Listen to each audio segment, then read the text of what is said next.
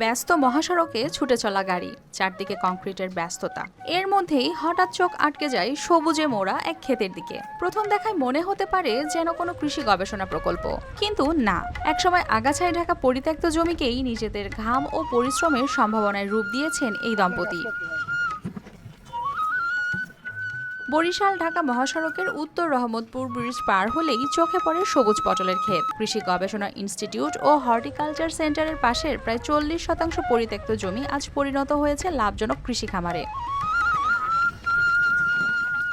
খামার মালিক থেকে জানা যায় 3 দশকের অভিজ্ঞতা আর অক্লান্ত পরিশ্রমে মহাসড়ক ঘেঁষা এলাকায় সবচেয়ে বড় পরিসরে পটল চাষ করছেন তিনি। এছাড়াও একই জমিতে বেগুন, লাউ, পেঁপে ও কলার মিশ্র চাষ করে মিলেছে একাধিক আয়ের উৎস। এটা আমি আজ 12-13 বছর এই চাষটা করি, কিন্তু আমার এই চাষটা 15 শতাংশ জায়গায় কমপক্ষে 30-35 হাজার টাকা খরচা হয় আমার প্রতি বছরে। আমার এর ইনকাম সোর্স প্রায় 80-85 হাজার টাকা এরকম ইনকাম আমার আসে। তাদের দাবি, সরকারি প্রশিক্ষণ ও সহায়তা পেলে আরও অনেক কৃষককে পটল চাষে উদ্বুদ্ধ করা সম্ভব হবে। এতে অনাবাদি জমির ব্যবহার যেমন বাড়বে, তেমন সৃষ্টি হবে নতুন কর্মসংস্থানও।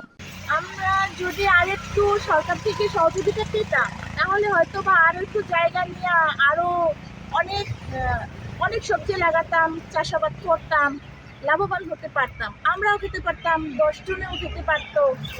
এদিকে উপজেলা প্রশাসন জানিয়েছেন, কৃষক দম্পতির সফল এই উদ্যোগকে মডেল হিসেবে ব্যবহার করে এলাকায় পটল চাষ আরও সম্প্রসারণের পরিকল্পনা রয়েছে।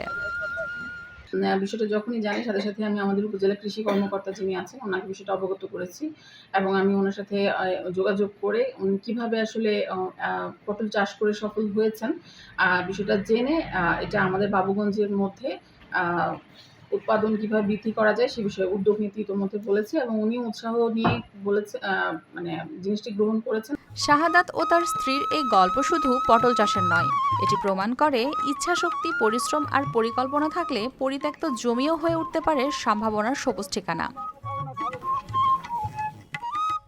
News desk, RTV।